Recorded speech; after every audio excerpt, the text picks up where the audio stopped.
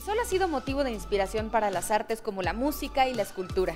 Y también ha sido objeto de investigación para la ciencia. Es por eso que hoy en De Todo vamos a visitar el planetario Luis Enrique Erro, vamos a conocer alguna escultura en la Ruta de la Amistad y a escuchar música, todo esto dedicado al Sol. Yo soy Alexia, ya estamos juntos, ya estamos listos. Vamos a comenzar.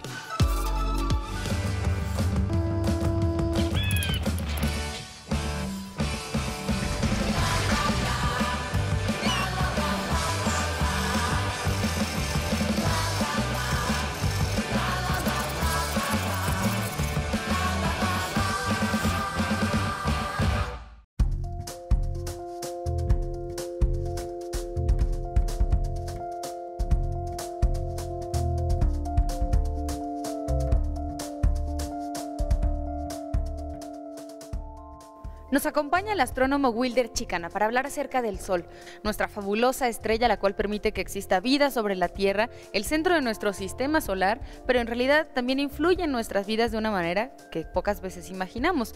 Tal vez porque sabemos menos acerca del Sol de lo que pensamos, Wilder. ¿Cuáles son sus características? Bueno, el Sol es una esfera de plasma, ¿sí? Un cuerpo redondo que se encuentra ubicado a tal distancia de la Tierra que la luz, a pesar de su velocidad, emplearía 8 minutos y medio aproximadamente en llegar a nosotros.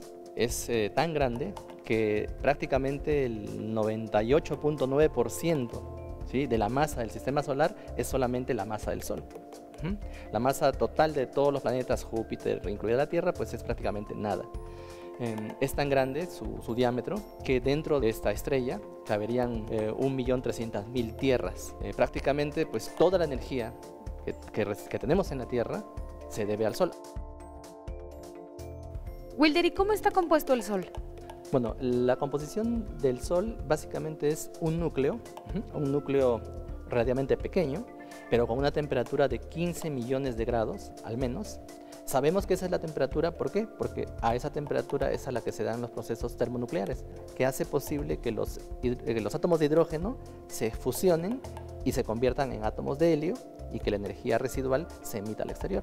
Por eso sabemos que el núcleo tiene esa temperatura. Después del núcleo hay una capa, un manto, que es una zona en la cual se retira la energía desde el núcleo y se lleva a estas capas. Deja de ser radiación y se convierte en movimientos más bien como cuando hierve, por ejemplo, el agua, ¿no?, en una tetera. Eso ocurre en esas zonas, una zona de transición. Toda esa energía finalmente va a una capa más exterior que se llama la fotosfera. La fotosfera es la zona desde la cual sale la luz. A partir de ahí son como 500 kilómetros por debajo de la superficie más externa, la capa más externa del Sol. Y la capa, la pielcita, por así decir, que rodea al Sol, es la cromósfera. Ya desde allí esa energía sale y llega hasta la parte más externa, que es la corona solar. Entonces, más o menos esas son las regiones que tiene el Sol.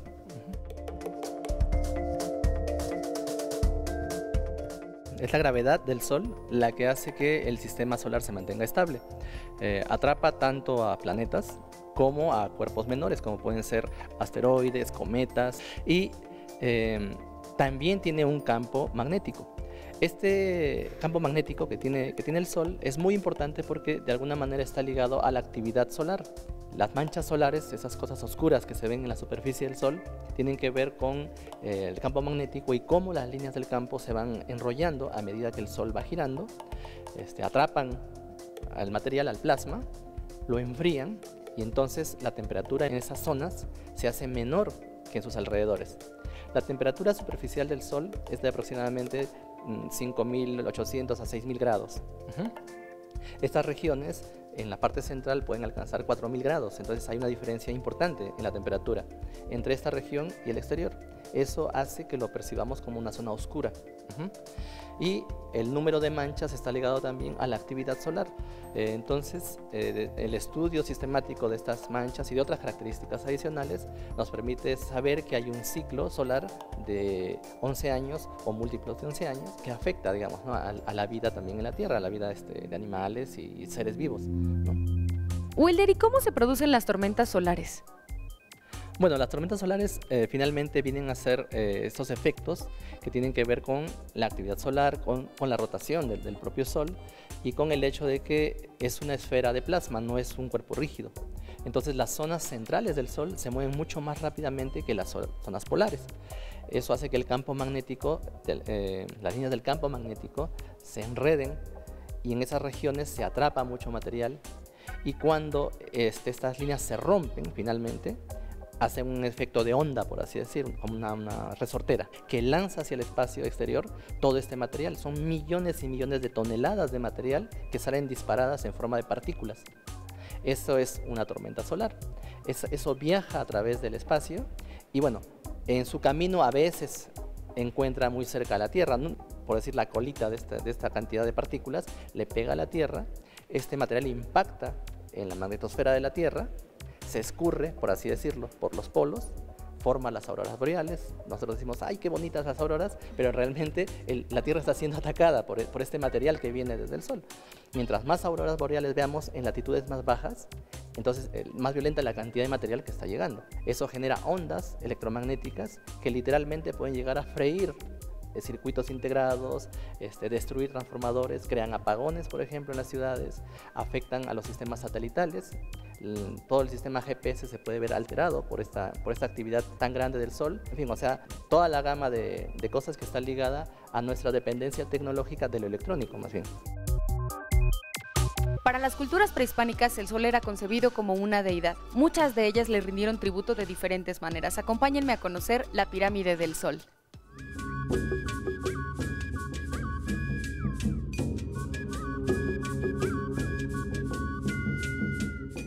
La pirámide del Sol está hecha de tierra y piedra únicamente. Es una sola edificación, es decir, no tiene etapas constructivas previas. Se construyó aproximadamente en unos 90 años y bueno, se requirió de mucha gente que participara en la obra, acarreando tierra, compactándola, trayendo agua, trayendo cal desde las minas del actual estado de Hidalgo para que se pudieran llevar a cabo los aplanados que cubrían este edificio y después la pintura que la decoró en su momento.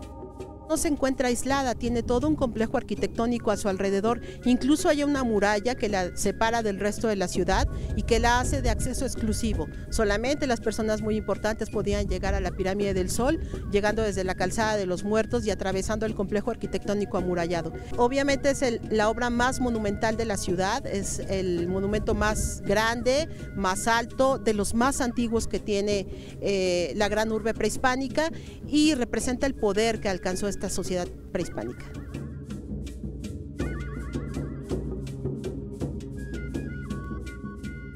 La pirámide del Sol fue excavada aproximadamente en el año de 1905 por mandato del presidente de la República de ese entonces, que era el general Porfirio Díaz. Él decidió que para el centenario de la independencia de México, México tendría que mostrar al mundo el esplendor de sus civilizaciones antiguas y le pide al arqueólogo Leopoldo Batres que excave la pirámide del Sol, que ya se conocía de su existencia a través de códices y pinturas que habían hecho diferentes viajeros que habían llegado a Teotihuacán. Tardaron 5 años en excavarla y para 1910 fue el gran elemento emblemático que atrajo a muchos turistas.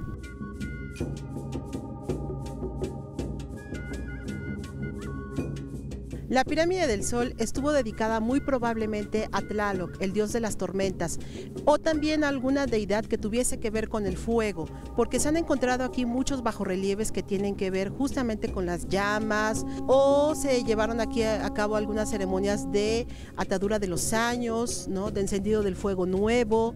Vaya, todavía nos falta interpretar muchos de los elementos, pero lo que sí es seguro es que fue una deidad acuática, la que fue el principal numen que se adoró en el templo que estaba en la parte superior. Es muy alta, es una de las más grandes de Mesoamérica, mide 64 metros de altura y bueno, para llegar a ella hay que ascender por 5 niveles de escaleras, entonces sí es un ejercicio arduo, pero vale la pena.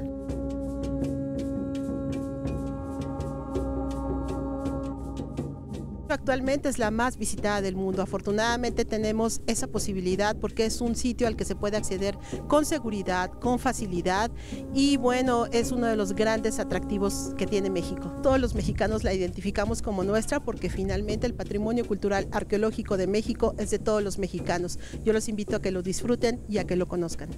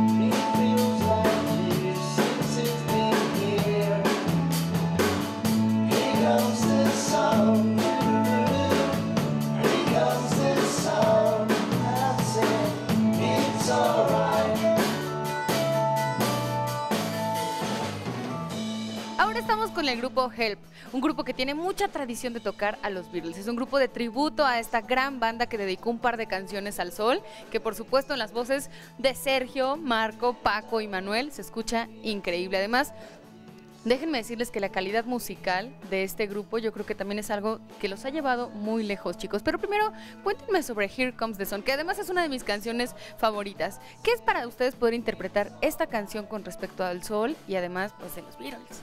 Bueno, creo captar un poquito el mensaje que quiso dar George Harrison. Aquí viene el sol, o sea, cuando tienes problemas, cuando pasa algo, de todas maneras hay un amanecer, siempre hay buenas noticias. Dios nos sigue enviando el sol otro día y otro día y otro día, y hay que poner buena cara y seguir adelante, y las dificultades pues sí a veces son muy duras, y siempre tenemos un día más que Dios nos regala. Algo así yo siento con esa canción, es una nueva noticia, aquí viene el sol otra vez.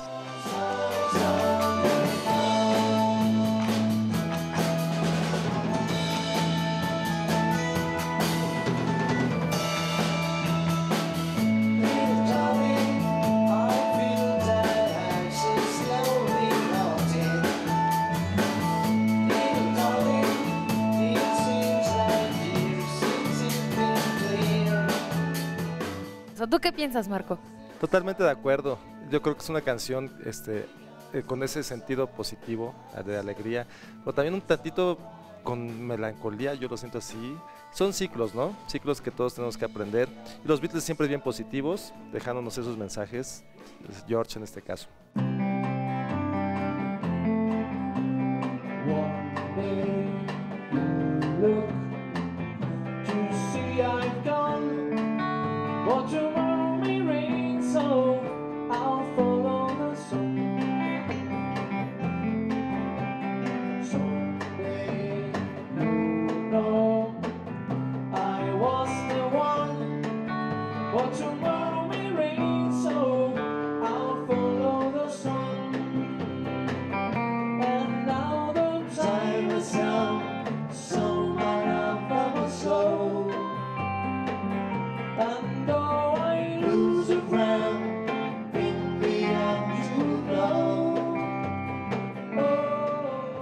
Pero también tocaron otra canción acerca del sol. Cuéntanos un poquito, Sergio.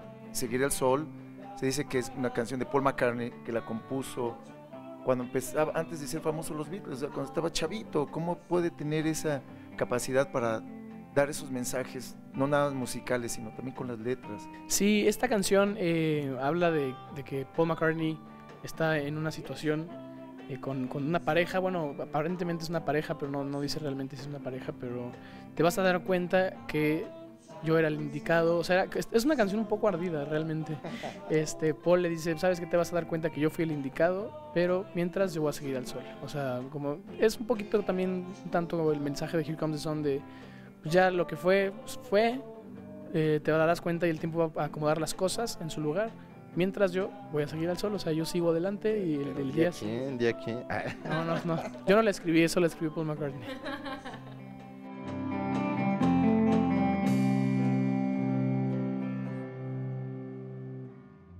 Antes de continuar, acompáñenme a conocer algo más acerca de la pirámide de la luna.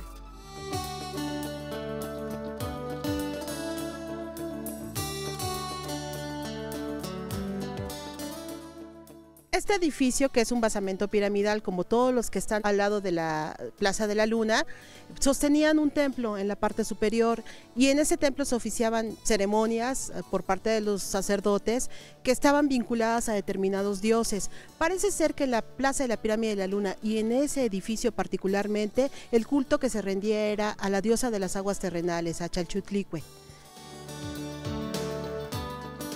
Es la plaza que puede albergar a mayor cantidad de personas o peregrinos, y además está justo en el remate norte de la Calzada de los Muertos. Es decir, toda la Calzada de los Muertos fue una entrada procesional que finalizaba en la Plaza de la Pirámide de la Luna, y los cultos a la diosa de las aguas terrenales se llevaban a cabo justo en este lugar. Ustedes imaginen esta plaza totalmente llena de color, todos los edificios que la rodean y la propia pirámide estaban coloridas, no era la piedra como la vemos en la actualidad, sino que tenía una vista totalmente distinta, con sus templos rematando cada uno de los basamentos y con la gente que estaba llegando a hacer sus oraciones o sus ceremonias a este lugar. Los teotihuacanos dependían mucho de la agricultura y por lo tanto, por supuesto, el agua es el recurso vital tanto para la vida humana como para la vida de las plantas, y el tener un culto específico hacia una deidad que está dedicada al agua les permitía a ellos estar bien con los dioses, estar bien con lo divino para tener cosechas que pudieran alimentar a la gran cantidad de gente que albergó Teotihuacán.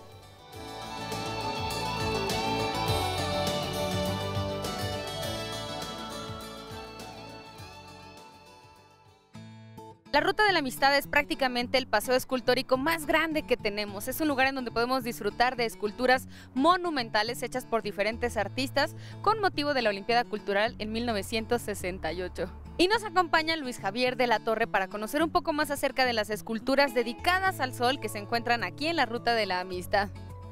Luis, ¿con motivo de qué los artistas se inspiraron en el sol para poder crear estas esculturas? Bueno, una de las partes más importantes de las esculturas de la ruta era cómo estaban colocadas sobre un valle que no tenía prácticamente nada. Por un lado estaban las partes agrícolas y por otro lado el tema de las rocas del Pedregal. Y una de las cosas que cautivó muchísimo a los artistas fue la luz del sol que había en la Ciudad de México en los años 60. Y la mayoría de ellos traían sus ideas de cómo querían sus obras, cómo querían que se llamaran.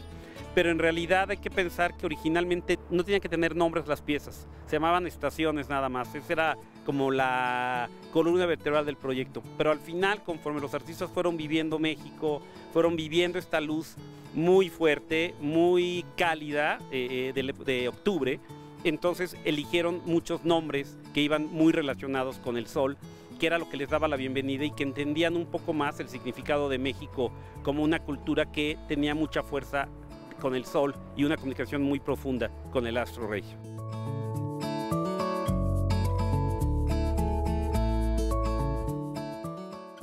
La escultura en la que nos encontramos es el disco solar. Es la segunda escultura más grande que encontramos en esta red de esculturas. Así es. Bueno, el disco solar es la segunda escultura más grande de la Ruta de la Amistad, solamente con 1,2 metros menos que el Sol Rojo de Calder. Y la escultura tiene un significado muy importante. Este verde que mantiene es porque en esta plaza que estamos era la Plaza de las Naciones, es decir, aquí se colocaron todas las banderas de los países participantes y era en este sitio donde se les daba la bienvenida a México a las delegaciones que participaban. Y hay entonces este contexto muy interesante de desarrollo de la arquitectura de Villa Olímpica, donde se mezclaba la parte arqueológica con lo contemporáneo del arte que venía a México. Había una conjugación muy importante. Hay que recordar que toda esta zona, esta ciudad de Cuicuilco, desapareció con la erupción del volcán Xitle, y lo que sucede es que la escultura quedó colocada sobre la roca volcánica que igual seguimos viendo atrás de nosotros, y abajo de esta roca, de esta costra, está el basamento, arriba la costra y encima está la escultura, que aparte hay que comentar, es una escultura hueca, entonces el peso es menor, es muy pequeño, a pesar de que es gigantesca, su peso es muy bajo a comparación de esto, y obviamente se hizo una cimentación especial para mantenerla. ¿Quién es el autor de esta pieza? Se llama Jacques Moscal, es el artista belga, es la estación número 8 de Ruta de la Amistad. ¿Por qué se eligió a él? Porque era el único artista que había trabajado monumentos en concreto de grandísima escala. Por eso a él se le dio la difícil tarea de trabajar en esta zona que estaba con la zona arqueológica y que tenía que ser muy bien pensada, muy bien colocada, y sobre todo que era el símbolo de Villa Olímpica, porque hay que recordar que hacia el fondo sobre Insurgentes estaba libre totalmente, no había edificios, no había árboles, los árboles estaban concentrados en las zonas verdes, y entonces de que llegabas desde el puente de Insurgentes ya estabas viendo la escultura.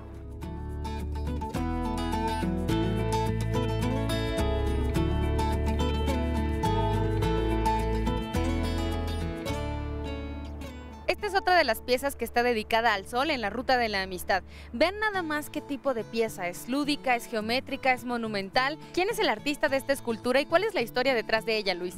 Bueno, esta es la estación número 10, es el reloj solar de Gregor Kowalski, que representa a Polonia dentro de la Ruta de la Amistad. Y bueno, uno de los temas interesantes de esta escultura es que era el artista más joven que vino a la Ruta de la Amistad. con 22 años de edad. Y bueno, la historia de Gredos es muy interesante porque él no era el elegido para venir a representar a Polonia en los Juegos Olímpicos. Hubo una equivocación de la secretaria de Matías Geritz, que envió la carta a otro Kowalski y no al arquitecto, que era muy reconocido en los años 60. Y entonces cuando México se da cuenta de este error, escribe al Comité Olímpico Polaco pidiéndole que había habido una confusión y que necesitaban rehacer la invitación. Y entonces el Comité de Polonia les dice con mucha aseveración que los jóvenes comunistas son tan valiosos como los grandes. Entonces, que el que venía era Grzegorz Kowalski joven. Y pues fue muy entretenido porque aparte de ser muy joven, apenas estudiando arte, logró hacer esta pieza que cabe decir fue la única que hizo. No hizo ninguna escultura más, él se dedicó a intervenciones e instalaciones. Jamás hizo una pieza fija. Entonces la única que hay y se logró un espacio increíble. ¿Y la pieza tiene verdaderas características de reloj solar? Sí, de hecho la pieza central, por ahí de abril, a finales de abril, tiene una luz que es totalmente, tiene una sombra que es totalmente circular, que es algo único y solamente sucede una vez al año. Entonces la recepción de la luz es a través de este cuerpo y los demás son estas inclinaciones que te hacen jugar. Cuando tú estás dentro del lugar, ahora que veamos estas escenas, empiezas a ver las inclinaciones y cómo puedes jugar con esta geometría muy clara sobre la pieza. Pero es una pieza que sí tiene que ver con el sol muchísimo.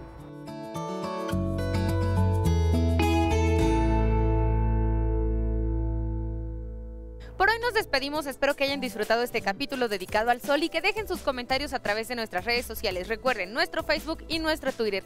Y si quieren volver a ver este capítulo, lo pueden encontrar en nuestro podcast en iTunes y en nuestro canal en YouTube. Yo soy Alexia y los espero la próxima aquí, en De Todo.